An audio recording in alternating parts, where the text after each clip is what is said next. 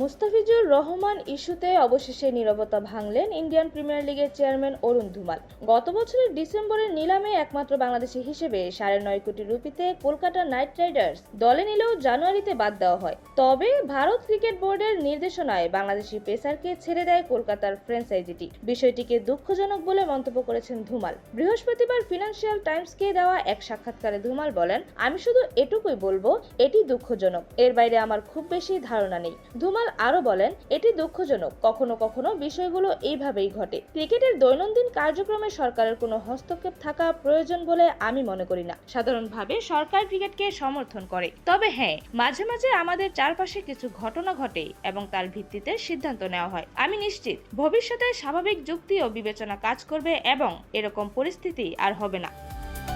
BCCI এর সিদ্ধান্তের পরই বাংলাদেশ ক্রিকেট বোর্ড প্রতিবাদ জানায়। 2026 টি-20 বিশ্বকাপ বয়কট করে বিসিবি। নিরাপত্তা বিষয়টি সামনে এনে তখন বলা হয়েছিল বাংলাদেশ দল অংশগ্রহণ করবে তখনই যদি ম্যাচগুলো ভারতের বাইরে চলে যায়। বাংলাদেশ ক্রিকেট বোর্ডের অনুরোধ প্রত্যাখ্যান করে আন্তর্জাতিক ক্রিকেটের নিয়ন্ত্রণ সংস্থা।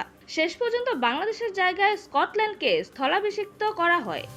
বর্তমানে পাকিস্তান সুপার লিগে খেলছেন মুস্তাফিজ। 6.44 কোটি রুপিতে লাহোর কালান্দার্সে যোগ দেন তিনি। এখন পর্যন্ত পিএসএল এ 2টি ম্যাচ খেলেছেন বাংলাদেশের বাঁহাতি পেসার, নিয়েছেন 2টি উইকেট, সঙ্গে দুর্দান্ত ইকোনমি রেট 4.87। এরকমই পরবর্তী খেলার আপডেট জানতে অবশ্যই চ্যানেলটি সাবস্ক্রাইব করে রাখুন। ধন্যবাদ। লেভাজ নিউজ।